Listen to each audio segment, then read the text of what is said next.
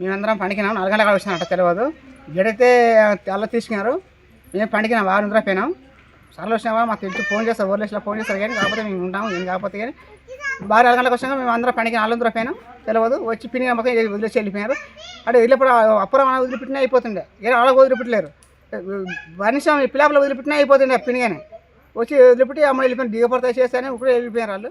ఉన్నోళ్ళకైనా లేనోళ్ళకైనా సావు ఒక్కటే.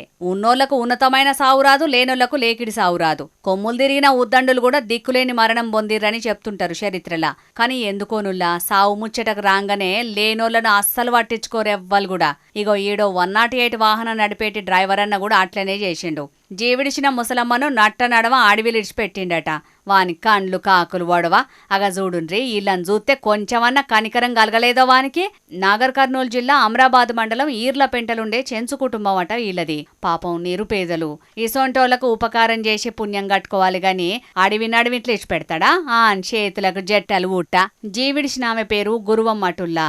10 దినాల కిందట పానం మంచిగా లేక అచ్చంపేట ప్రభుత్వ ఆసుపత్రికి వైద్యం కోసమని తీసుకపోతే మహబూబ్ నగర్ కు పంపించారట డాక్టర్లు. ఇగో ఆడిడ్చిందట పానాలు.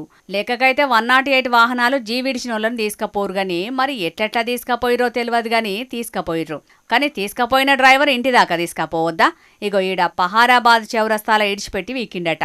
వాని మానవత్వం లేని మోకంలో మన్ను ఆన్నే అడ్డ మీద ఐటీడీఏ ఆఫీస్ ఉండుట్లా ఆఫీసర్లు అయ్యో పాపం అని 108కు ఫోన్ చేసిరట గాని ఎంత ఫోన్ చేసినా తీసుడులేదట.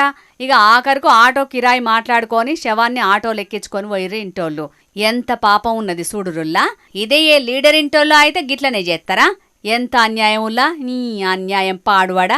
షెన్సులంటే గింత సులకనా అని మస్తు బాధపడ్డరు పాపం గురువమ్మ ఇంటోళ్ళు. ఇగీళ్ళ కష్టాన్ని చూసినోళ్ళు కూడా మస్తు కోపానికి రావట్టిరు.